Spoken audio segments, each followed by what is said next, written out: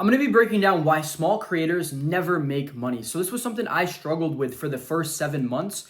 I grew to about 2,000 subscribers, and at that point, I'd only made about $3,000 from this YouTube channel. And then after that, when I implemented what I'm about to teach you in a bit, I went from zero, that month before I made zero, to 9K the next month, I think like 7K the next month after that, and it's been growing and growing since. So let's go into it. So I'm going to be breaking down all the mistakes that will lead to you not making money if you are a small YouTuber who is trying to be an online coach specifically. Okay, so let's dive into it. The first thing is you are not niched. For the first 6 months, I was just talking about just everything within self-improvement. There was no one thing that my channel was unified on. I mentioned fitness, I mentioned dating, I mentioned meditation, gratitude journaling.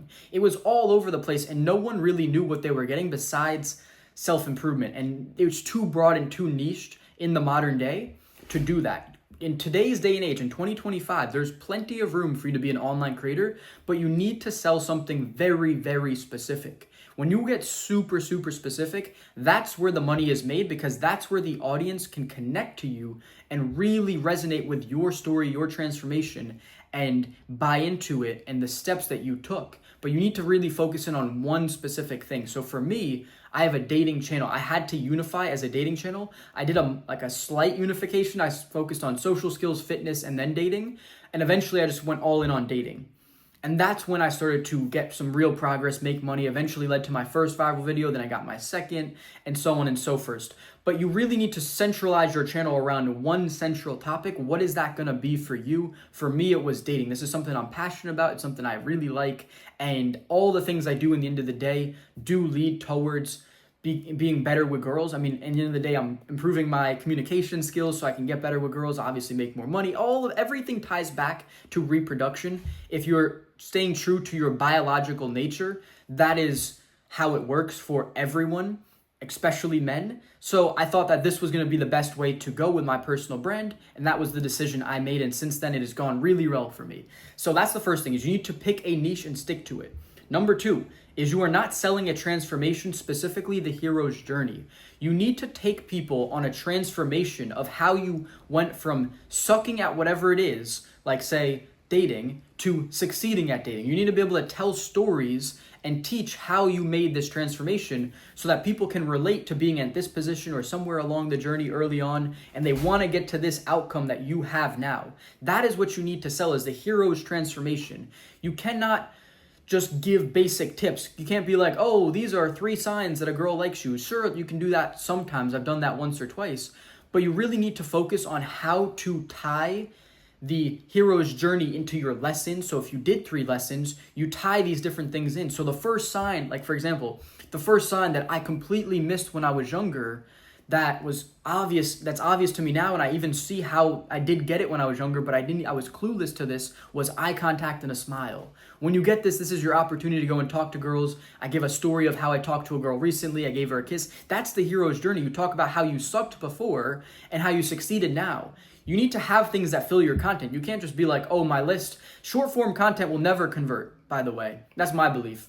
I stopped doing short form content. So for example, if you're doing a list, something like that, you incorporate the hero journey, something to talk about. You can't just be like, oh, here's the 3 signs a girl likes you. Eye contact, smile, she touches you. That's the quickest video ever. That's not valuable, but you got to sell the transformation in every single one of your videos. You got to sell this journey, that this journey is possible, that they too can go on this hero's transformation journey if they start listening to your advice. This is so important, and the truth is they can. They can if they follow the advice. But you got to really sell this journey, this transformation. That's so important.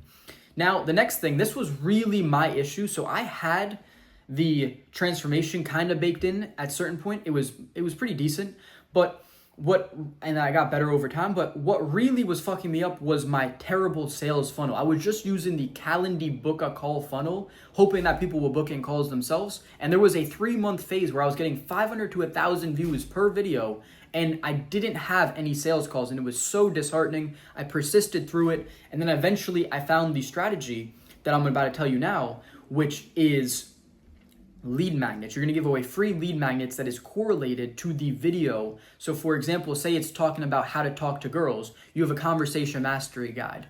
Or say it is about building a attractive male physique and you have an aesthetic body transformation guide. You have to have something that correlates to the video that's still, everything still has to be within the niche, back to the first point. But you have to have lead magnets that correlate to that video, because there's many sub niches, especially in dating, like how fitness ties into dating, how confidence, how conversation, solo travel, whatever.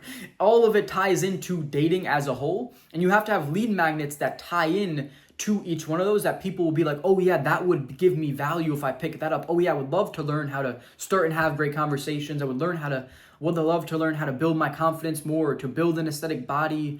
These are things that you have to give away to your audience. This is the trick in 2025, is there's so many people creating content that you have to differentiate yourself as a small creator by providing as much value as possible. You have to be delivering on value constantly. All you have to be doing is giving away value, boom, boom, boom.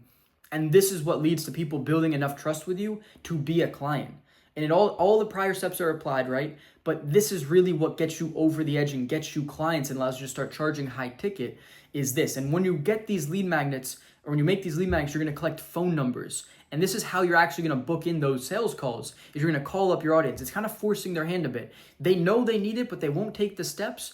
And this is how you can get them to actually take that call with you, is you got to sell the call and get them to take the call, and then on there you got to close them. And this brings us to the last point, is that if you are getting calls and you're not closing them, it's usually going to be due to a lack of sales skills. I was already really good at sales before I started this business, so this was kind of easy for me. I knew that if I garnered an audience that I would be able to sell them something.